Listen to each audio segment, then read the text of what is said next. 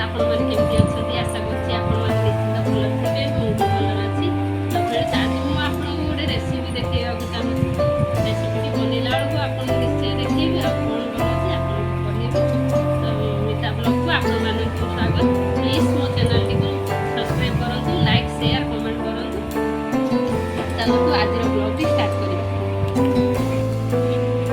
तो फ्रेंड्स खरा प्रबल हेछि मुझे लुगा सब सफा कर सुखे मो पूजा बादल ड्रेस सफा कर स्कूल ड्रेस सुखे चलते देखा पूजा ए कौन कर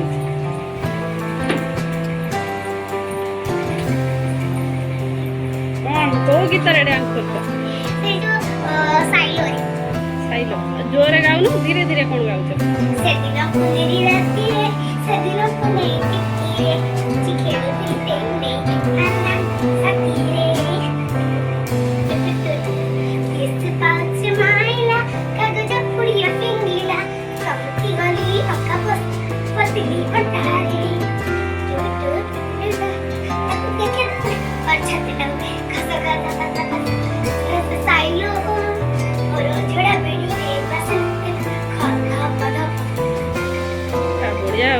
यहाँ आज प्राक्ट कर डांस क्लास ने मिस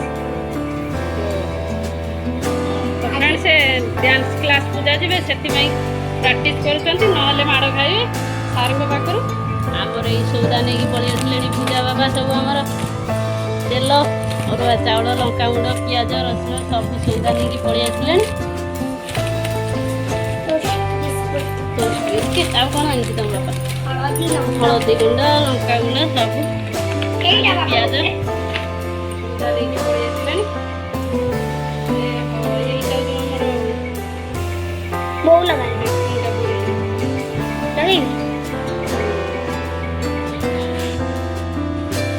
देखो सांग मैंने आज शाग मुग रेसिपी बनैबी से मुग देसी मुग भजा हो भांगी जाई बनाई पानी रे भिजई आ सारू बैगण टमाटो आलू कखारू शाग परिबा काटिबी काटिकी शाग मुग रेसिपी बनैबी आपण मानक देखिए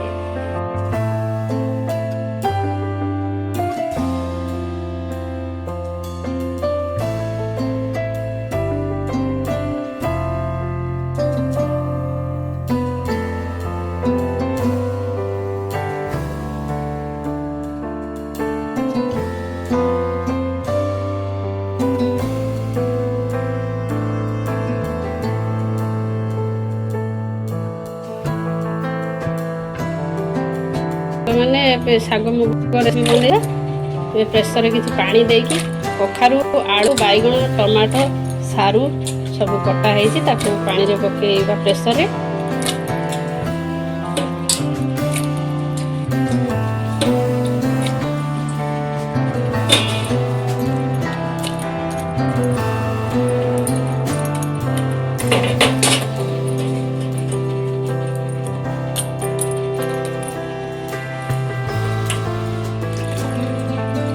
मुग डाली मध्य दबा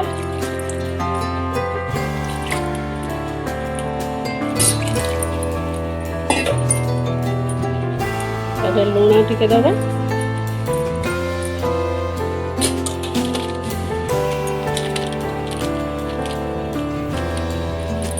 हलदी गुंड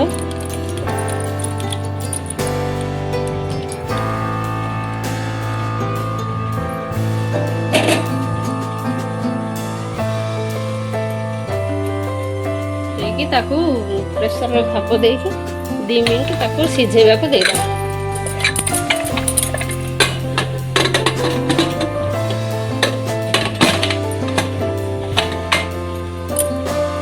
2टा सीटी पर्यंत ताकू देदबा 3टा सीटी तो सांग मैंने देखो शाग मुग कि जो परिबा सब सीझी जाइए 2टा सीटी हो जाइए तार खाप काट देछि मु एबे शाग पकेइबा शाग को 2 मिनट फुटिबा को छाड़दबा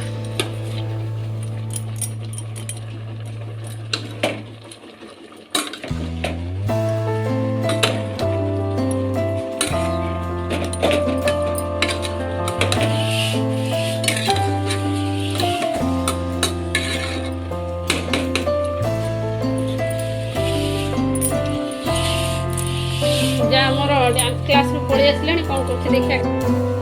ତ ସାଙ୍ଗମାନେ ଦେଖନ୍ତୁ ଶାଗଟି ଏମିତି ହେଇଗଲା। ଏତିକି ହିଁ ରହିବ। ଏଇଟା ଗରମ ଭାତରେ ଖାଇବାକୁ ଭଲ ଲାଗେ, ପଖାଳରେ ବି ଖାଇବାକୁ ଭଲ ଲାଗେ, ଯିଏ ଯେଉଁଥିରେ ଖାଇପାରିବେ। ତ ଏବେ କଡ଼େଇ ଗରମ ହେଇଯାଇଛି, ତେଲ ପକେଇବା।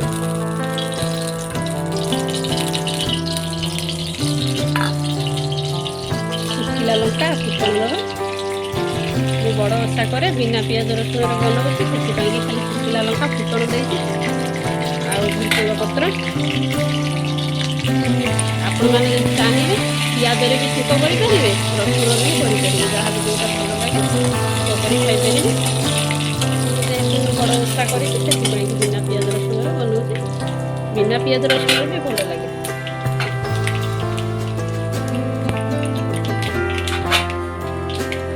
ସବୁ ଫୁଟିଗଲାଣି, ଛୁଙ୍କ କରିଦେବା।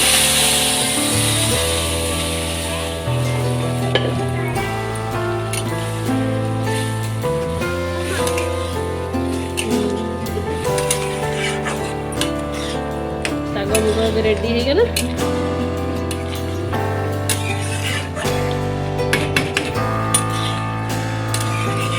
ରେସିପିଟି କେମିତି ଲାଗୁଛି ଆପଣମାନଙ୍କୁ ନିଶ୍ଚିନ୍ତ କମେଣ୍ଟରେ ଜଣାଇବେ। ମୋ ଚ୍ୟାନେଲଟିକୁ ସବସ୍କ୍ରାଇବ୍ କରିଦେବେ, ବେଲ୍ ଆଇକନକୁ କ୍ଲିକ୍ କରିଦେବେ ଆଉ ଲାଇକ୍ ସେୟାର ସବସ୍କ୍ରାଇବ୍ କରିଦେବେ।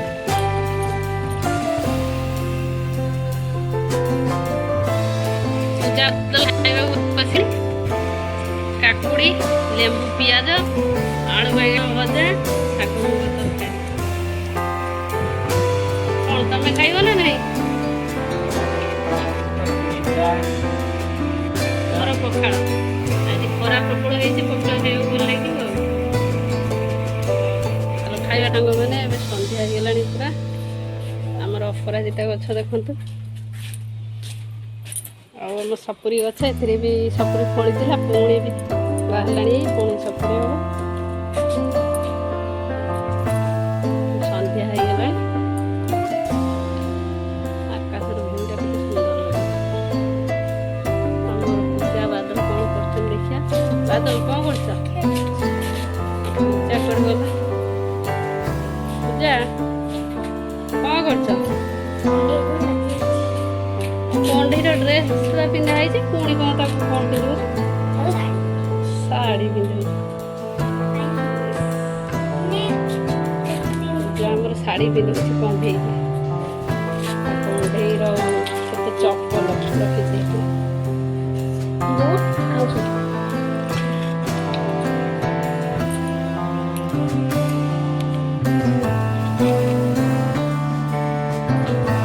ସାଙ୍ଗମାନେ ସନ୍ଧ୍ୟା ହେଇଗଲାଣି,